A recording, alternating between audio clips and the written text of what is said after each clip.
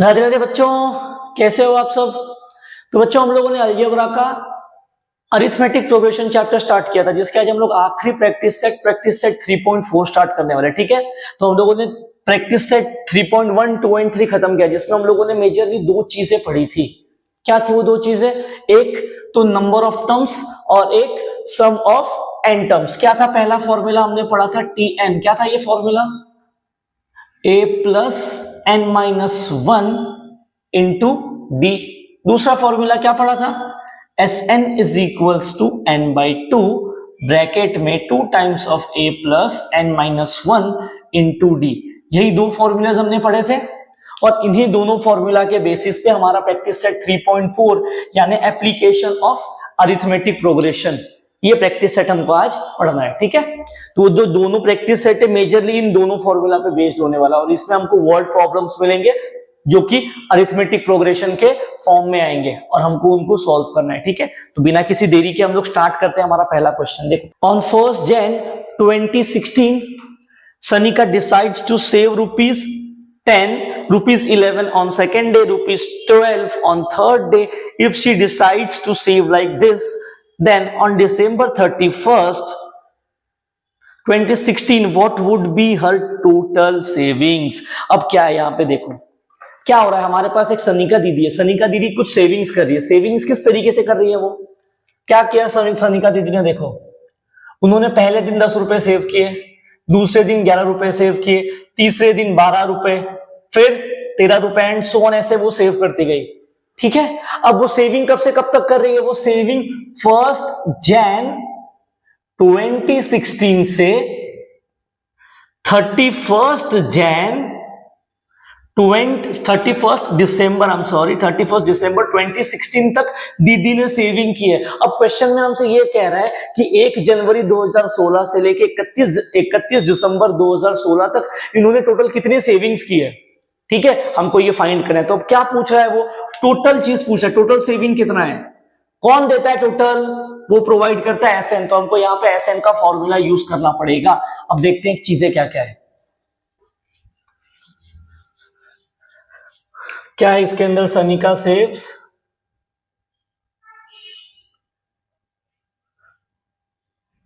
₹10 on first day, ₹11 on second day, ₹12 on third day, सही है, and so on, ऐसे वो सेव करती जा रही है। ठीक है, तो उनकी सेविंग्स कैसी है? देयरफॉर जो सेविंग्स का पैटर्न है वो क्या है? पहले दिन 10 रुपया, फिर 11, फिर 12, फिर 13 आएगा एंड सो ऑन चलते जाएगा। वो यही होगा ना, बराबर। अब इनको ध्यान से देखो, अगर मैंने बोल दिया T1 की वैल्यू 10 है, T2 की वैल्यू 11 है, T3 की वैल्यू को मैंने 12 मान लिया, तो ध्यान से देखो कॉमन डिफरेंस सबका इक्वल है क्या? गैप सबका 1-1 का है। इसका मतलब जो दे रखा है वो एपी में है। Therefore her savings are in AP. जो उसकी सेविंग्स है वो एपी में, तो हम लोग आराम से एपी का फॉर्मूला अब यूज कर सकते हैं। तो क्या क्या है इसके अंदर जरा देखना। T1, T2, T3 मिल गया। D क्या हो जाएगा? D will be T2 minus T1, तो ये हो जाएगा 11 माइनस 10, तो ये आ गया 1। चलो, तो हमको D मिल गया। ठीक, मेरे पास D आ गया, मेरे पास T1 आ गया।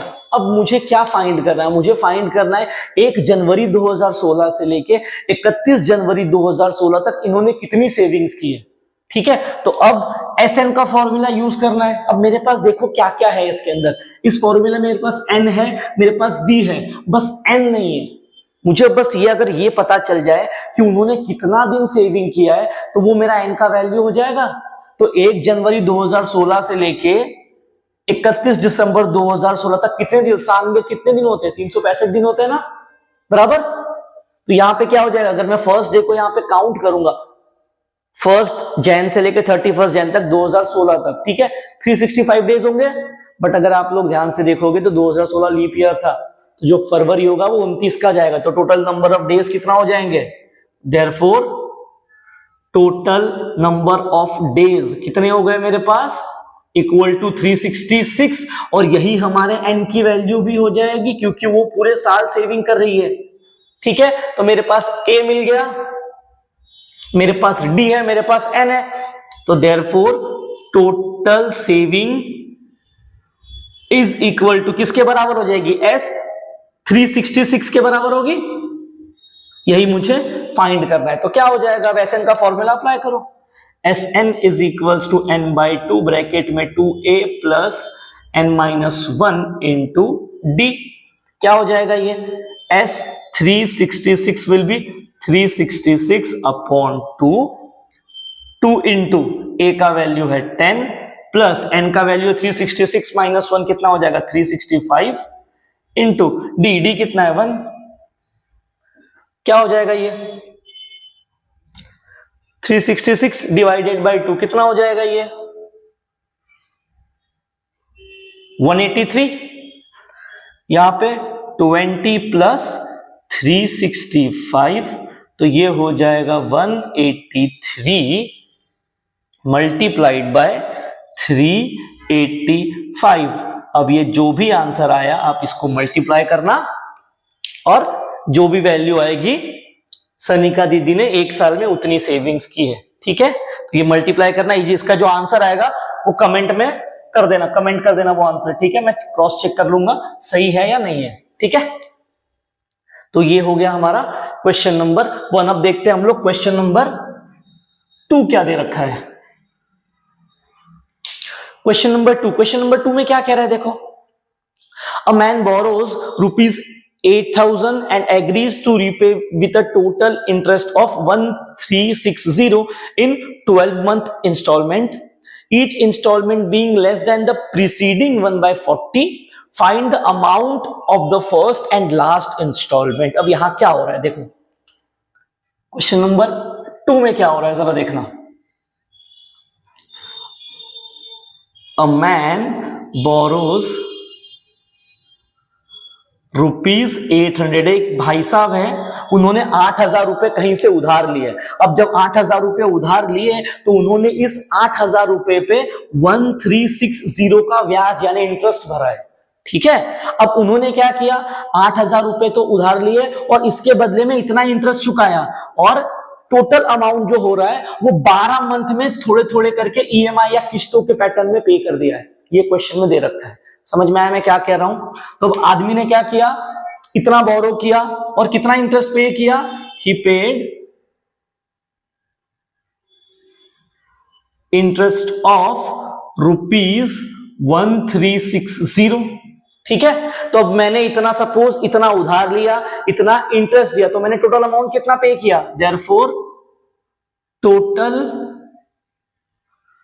अमाउंट पेड मैंने कितना पे किया, टोटल 8,000 प्लस 1360 कितना हो जाएगा ये 9360। इतना अमाउंट मैंने पे किया है। ठीक है, अब जब इतना अमाउंट जो मैंने पे किया, मैंने किस तरीके से पे किया है, ये मैंने मंथली इंस्टॉलमेंट्स में पे किया। और कितने इंस्टॉलमेंट है, 12 इंस्टॉलमेंट है। ठीक है, अब इन 12 इंस्टॉलमेंट में भी एक खास बात है। खास बात क्या है, जो सेकेंड इंस्टॉलमेंट है वो पहले वाले से 40 कम, यही बोला है ना। देखो क्या बोला है, each installment being less than the preceding one by 40। इसका मतलब अगर मेरी पहली इंस्टॉलमेंट 1,000 रुपए की है तो दूसरी वाली इससे 40 कम होगी। इसका मतलब कितना हो जाएगा, 960 हो जाएगा। फिर उसके बाद वाला इंस्टॉलमेंट कितना होगा, 920 होगा, एंड सो ऑन। चीजें क्लियर है किस तरीके से क्वेश्चन फ्रेम हो रहा है? ठीक है, तो मैंने बोल दिया, मुझे तो पता नहीं ना फर्स्ट इंस्टॉलमेंट क्या है, तो मैंने बोल दिया लेट द इंस्टॉलमेंट्स बी, मैंने बोल दिया पहली इंस्टॉलमेंट x है, अगर पहली वाली x है तो दूसरी वाली उससे 40 कम होगी, तो x माइनस 40। इसके बाद वाली क्या होगी, इससे 40 कम, तो x माइनस 40। इसमें से भी माइनस 40 करेंगे तो x माइनस 80 हो जाएगा। उसके बाद वाली x minus 120 and so on. ये इंस्टॉलमेंट ऐसे चल रही है हमारी। ठीक, अब ध्यान से देखना ये लोग क्या एपी में है या नहीं, पहले तो वो समझने की कोशिश करना। अब अगर मैंने बोला पहला इंस्टॉलमेंट 1000 का था तो दूसरा 960 का, फिर 920 का। जरा देखो कॉमन डिफरेंस सेम है क्या? T2 माइनस T1 करो जरा। 960 माइनस 1000 कितना आ रहा है? -40। 920 माइनस 960 कितना आ रहा है? -40। इसका मतलब कॉमन डिफरेंस सेम है, तो ये जो इंस्टॉलमेंट है एपी में है, therefore the installments are in AP. Common difference कितना है? विथ कॉमन डिफरेंस डी कितना है? -40। ये मुझे मिल गया। क्लियर है ये चीज? ठीक, तो इस तरीके का पूरा काम हो रहा है। मुझे फाइंड क्या करना है? क्या फाइंड करना है मुझे फाइंड करना है फर्स्ट इंस्टॉलमेंट क्या था और आखिरी इंस्टॉलमेंट जो मैंने 12th इंस्टॉलमेंट दिया है वो क्या था। ठीक है, अब देखते हैं उसमें क्या हो रहा है।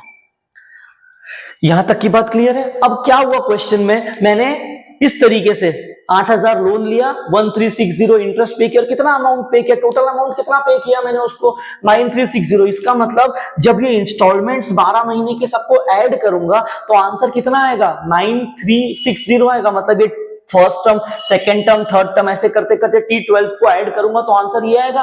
मतलब क्या है? पूरे के पूरे 12 महीने के इंस्टॉलमेंट का सम इतना आएगा। इसका मतलब क्या यही नहीं है? S12 की वैल्यू 9360 दे रखी है। समझो इस चीज को, सही है ये बात? क्योंकि ये इंस्टॉलमेंट 12 महीने में पे किए गए और कितना पे करूंगा? इतना पे करूंगा। ठीक है, तो क्या हो जाएगा? यहां पे SN का फॉर्मूला अप्लाई कर दो। क्या हो जाएगा? 12/2 ब्रैकेट में 2 इंटू ए प्लस 12 माइनस 1 यानी 11 इंटू डी। डी कितना है? माइनस का 40 इज इक्वल्स टू 9360। क्या हो जाएगा? ये 6, ये 2 इंटू ए प्लस कितना हो जाएगा? ये 40 इंटू माइनस 11,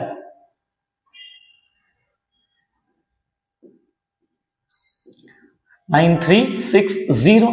ठीक है, 6 को वहां भेज दो, क्या हो जाएगा? 2a minus 440 is equals to 9360 divided by 6। ये 2 times of a minus 440 is equal to 6 1 जा बचा 3, 6 5 जा बचा 3, 6 6 जा और ये आ गया 0, तो 1560। ये 440 को वहां भेज दूंगा, क्या हो जाएगा?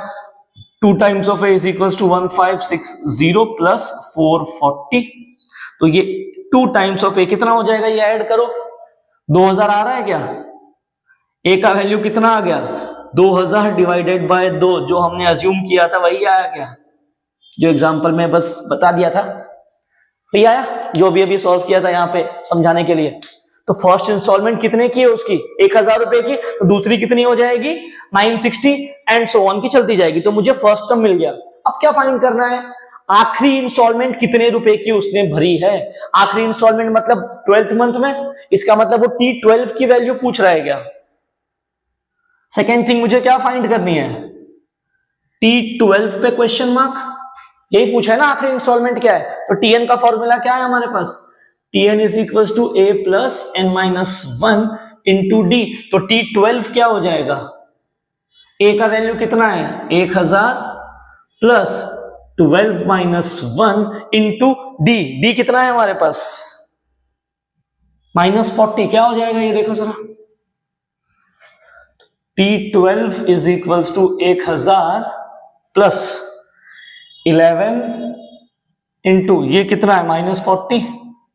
तो ये हो जाएगा 1000। कितना हो जाएगा ये? -440। कितना आ जाएगा देखो जरा। 1000 में से 440 गया, कितना बचेगा? 560। तो मतलब वो इंसान 12th मंथ में, 12वें मंथ में कितना पैसा, कितना EMI चुकाएगा या कितना पैसा देगा सामने वाले को? 560 रुपीज प्रोवाइड करेगा। क्लियर है ये चीज? तो ये था हमारा क्वेश्चन नंबर 2। अब देखते हैं क्वेश्चन नंबर 3 क्या है। चलते हैं क्वेश्चन नंबर 3 की तरफ।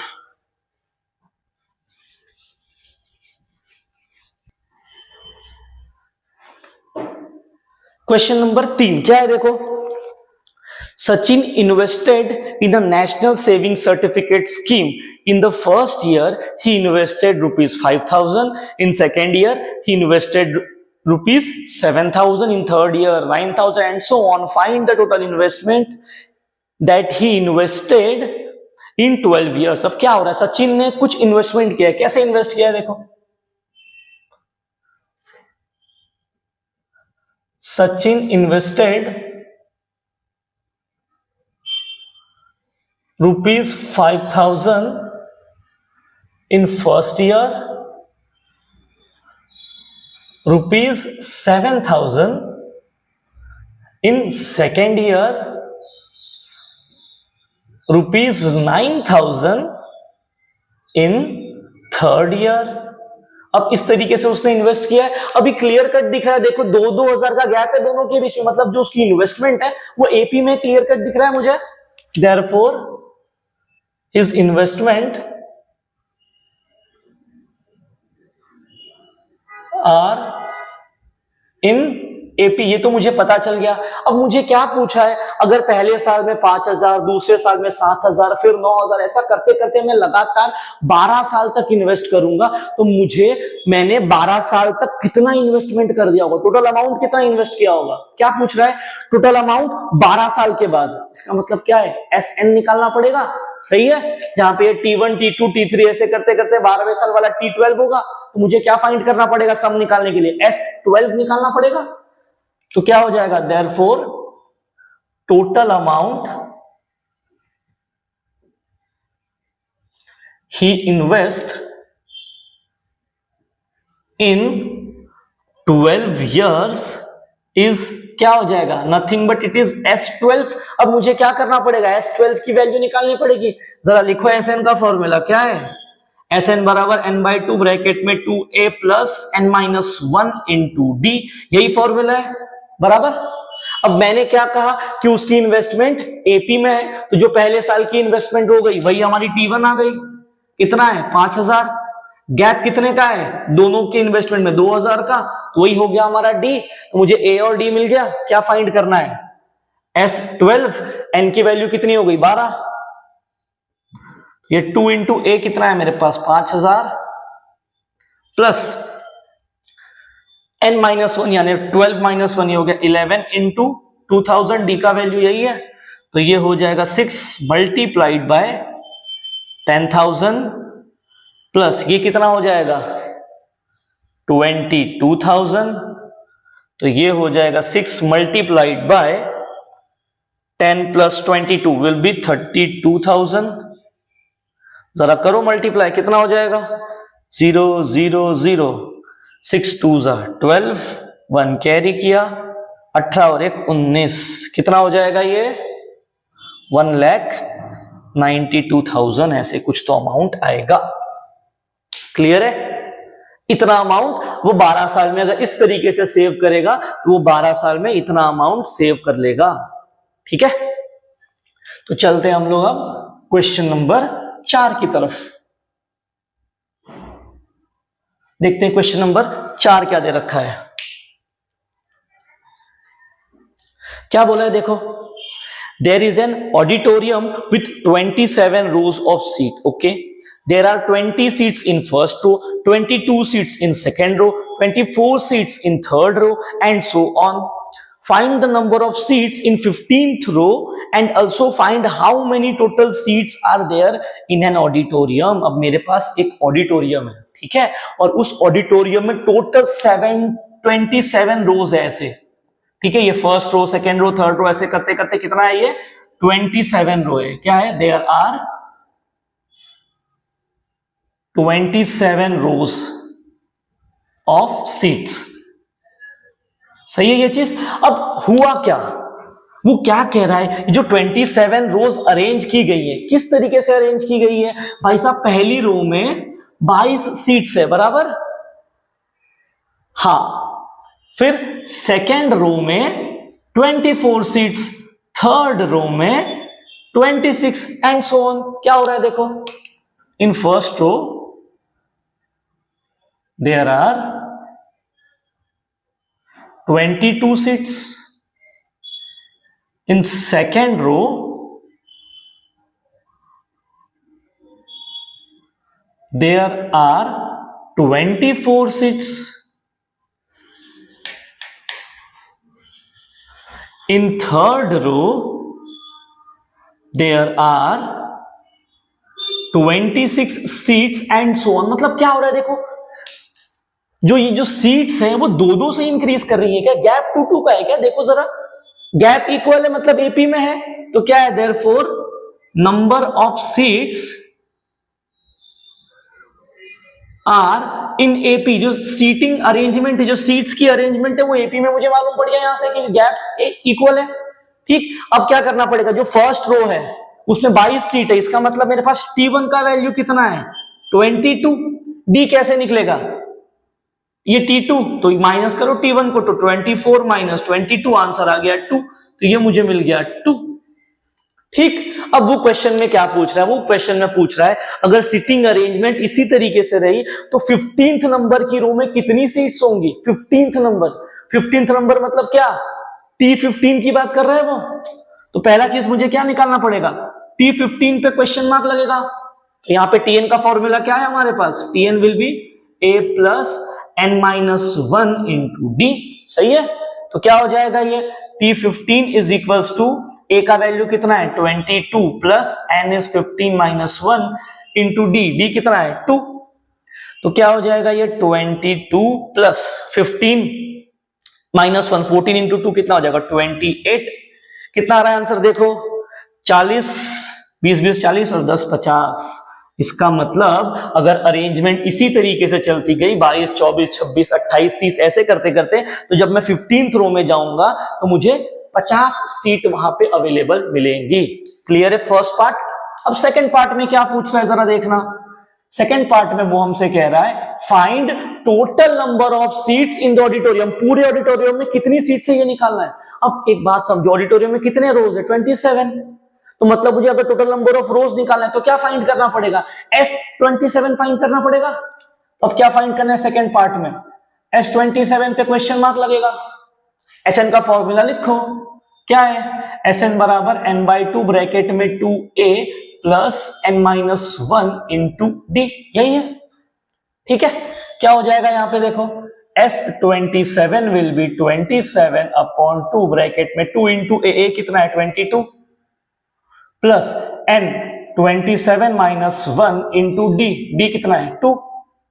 अब जरा देखो यहां से और यहां से 2 कॉमन निकलेगा, हाँ निकलेगा, निकालो बाहर, 27 अपॉन 2 मैंने 2 को बाहर निकाला, अंदर आ गया 22 प्लस ये 2 बाहर निकाल दिया, 27 माइनस 1 बचेगा, ये आ गया 26, तो ये आ गया 26 मल्टीप्लाइड बाय कितना, ये जरा देखो 40 और ये 8 48, तो आप ये मल्टीप्लीकेशन करोगे और जो भी आंसर आएगा उतनी नंबर ऑफ सीट्स आपको मिलेंगी 27th रो के अंदर। तो ये रहा क्वेश्चन नंबर 4 का आंसर। ठीक है, तो अब चलते हैं हम लोग क्वेश्चन नंबर 5 की तरफ। चलते हैं क्वेश्चन नंबर 5 पे, जरा देखो क्वेश्चन नंबर 5 क्या कह रहा है। क्वेश्चन नंबर 5 में कह रहा है Kargil's temperature was recorded in a week from Monday to Saturday. All the readings were in AP. The sum of temperatures on Monday and Saturday was 5 degrees more than the sum of temperatures on Tuesday and Saturday. If temperatures of Wednesday was minus 30 degrees Celsius, then find the temperature of other 5 days. अब यहाँ पे क्या हो रहा है, कारगिल का temperature record किया एक वीक का, ठीक है, और सारे के सारे जो टेम्परेचर की रीडिंग्स है ये एपी में है। क्या है यहां पे, पहली बात तो all the readings of temperature are in AP. मुझे ये पता चल गया कि टेम्परेचर की जो रीडिंग थी एपी में थी, बट कहीं पे भी मेंशन नहीं किया गया है कि मंडे को टेम्परेचर कितना था, ट्यूसडे को कितना था, वेडनेसडे को कितना था एंड सो ऑन, नहीं बताया गया है मुझे तो, और बस यही बताया गया कि सारे टेम्परेचर की रीडिंग एपी में है। तो अब यहां हम क्या करेंगे, यहां अज्यूम कर लेंगे एक एपी मंडे से लेके सैटरडे तक की, ठीक है, यही कहा ना उन्होंने। देयर आर 5 रोज, नहीं कहा गया, कारगिल टेम्परेचर हाँ मंडे टू सैटरडे का रिकॉर्ड किया है ना, तो क्या हो जाएगा, मैंने बोल दिया let temperature on Monday be A, ठीक है, तो सेम तरीके से टेम्परेचर ऑन ट्यूसडे कितना हो जाएगा a प्लस डी, उसके बाद वेडनेसडे का कितना होगा a प्लस 2d, ये पूरा लिखना है। फिर वेडनेसडे के बाद थर्सडे का कितना हो जाएगा a प्लस 3d, ये पूरा कंप्लीट करना है। थर्सडे के बाद फ्राइडे कितना होगा a प्लस 4d, फिर सैटरडे का कितना हो जाएगा a प्लस 5d। ये हमने मान लिया कि टेम्परेचर ये रहे, क्योंकि बताया ना कितना है। अब देखते हैं उन्होंने कंडीशंस क्या दे रखा है। Therefore according to given condition, देखते हैं क्या कंडीशन दे रखी है। अब वो कह रहा है, क्या कह रहा है वो, the sum of temperatures of Monday and Saturday, Monday and Saturday के टेम्परेचर का सम, मतलब a plus 5d, the sum of temperatures of Monday and Saturday was 5 degree more। 5 degree more मतलब 5 से ज्यादा, 5 degree more than the sum of temperatures of Tuesday and Saturday, than the sum of temperatures of Tuesday and Saturday। तो क्या हो जाएगा, ये Tuesday कितना है a plus D plus Saturday कितना है a प्लस 5d, ठीक है। क्या हो जाएगा यहाँ पे, अब इनको सॉल्व करना है, तो ये a प्लस 5d यहां से कैंसिल हो गए, क्या बच रहा है a is equals to 5 plus a plus D, a और a भी गया, क्या बचा d का वैल्यू आ गया मेरे पास माइनस का 5, ठीक है। अब एक और कंडीशन दे रखी है, क्या है जरा देखो, वो कह रहा है if the temperature of Wednesday was -30 according to second condition, क्या बोला है देखो, according to second condition Wednesday का टेम्परेचर -30 था, वेडनेसडे को कितना है a प्लस 2d, कितना हो जाएगा -30, मुझे d की वैल्यू मिली है कितनी -5, क्या हो जाएगा a plus 2 into -5 is equals to -30, a minus 10 is equals to -30, 10 को वहां भेज दो, तो a is equals to -30 plus 10, a का वैल्यू आ गया -20 डिग्री सेल्सियस। क्लियर है ये चीज। अब मुझे a और d मिल गया, आखिरी में क्या पूछ रहा है, आखिरी में बताओ, बोला है find the temperature of all the 5 days. अब मेरे पास a है, मेरे पास d है, क्या यहाँ पे पुट करके मैं मंडे से लेके सैटरडे तक का वैल्यूज भी फाइंड कर सकता हूं, तो देयरफॉर क्या हो जाएगा, देयरफॉर टेम्परेचर ऑफ मंडे को कितना है a का वैल्यू कितना है -20 डिग्री सेल्सियस। उसके बाद टेम्परेचर ऑफ ट्यूसडे का कितना है a प्लस डी, ट्यूसडे दे रखा है a प्लस डी, यानी a का वैल्यू कितना है मेरे पास -20 प्लस d कितना है -5, क्या हो जाएगा ये -25 डिग्री सेल्सियस। फिर वेडनेसडे का टेम्परेचर कितना है a प्लस 2d, वो तो दे रखा है ना -30। वेडनेसडे के बाद कितना है थर्सडे का कितना है, थर्सडे का टेम्परेचर a प्लस 3d, तो ये कितना हो जाएगा -35। फिर फ्राइडे कितना हो जाएगा -40, और सैटरडे कितना आ जाएगा -45 डिग्री सेल्सियस। ये रहा क्वेश्चन का आंसर। क्लियर है क्वेश्चन नंबर 5 कैसे किया। अब देखते हैं हम लोग क्वेश्चन नंबर 6 क्या दे रखा है, ठीक है। क्वेश्चन नंबर 6 क्या कह रहा है, देखो क्वेश्चन नंबर 6 में, on the world environmental day tree plantation programme was arranged on a land which is triangular in shape, okay. Now trees are placed such that in first row there is 1 tree, in second row there is 2 trees, in third row there is 3 tree and so on। अब वो कह रहा है find the total number of trees in 25 row। अब क्या किया देखो, मेरे पास एक ट्रायंगुलर शेप का लैंड है ऐसे, ठीक है, और इसके अंदर हम लोगों ने ट्री प्लांटेशन अनाउंस किया। किस तरीके से अनाउंस किया, जो पहली रो है उसमें 1 ट्री है, दूसरी रो में 2, तीसरी रो में 3 ट्री, फिर 4 ट्री, फिर 5 ट्री एंड सो ऑन। ऐसे करते करते वो क्या कह रहा है, वो ये कह रहा है कि total number of trees in 25 रोज, तो 25 रो में टोटल कितने ट्री होंगे ये निकालना है। अब टोटल निकालना है मतलब क्या है, Sn को फाइंड करना पड़ेगा। तो यहां पे मुझे क्या निकालना पड़ेगा, S25 पे क्वेश्चन मार्क लगेगा। ठीक है, क्लियर है ये चीज। अब ट्री कैसे प्लांट किया है, therefore there is one tree in first row. ठीक है, सेकेंड रो में क्या हो रहा है, सेकेंड रो में कितना ट्री है, 2 ट्री। थर्ड रो में कितना है, 3 ट्री, एंड सो ऑन। अब ध्यान से देखो गैप कितने का है, गैप 1 का है, मतलब ये जो भी दे रखा है प्लांटेशन एपी में है, गैप इक्वल है। तो देयरफॉर क्या है यहां पे, देयरफॉर ट्री प्लांटेशन जो है, tree plantation is in AP, बराबर। अब यहां पे फर्स्ट टर्म क्या हो जाएगी, जो फर्स्ट रो में कितना ट्री है वही हो जाएगा T1 1, T2 का वैल्यू 2, T3 का value 3 and so on. D कितना आ जाएगा, D आ जाएगा T2 माइनस T1, तो 2 माइनस 1, D मिल गया 1, मेरे पास A है, मेरे पास D है। अब मुझे क्या फाइंड करना है, total number of tree in 25 rows क्या है, therefore total tree in 25 row is S25। यही हो जाएगा, लिखो Sn का फॉर्मूला क्या हो जाएगा, Sn इज n/2 ब्रैकेट में 2a plus n-1 into d।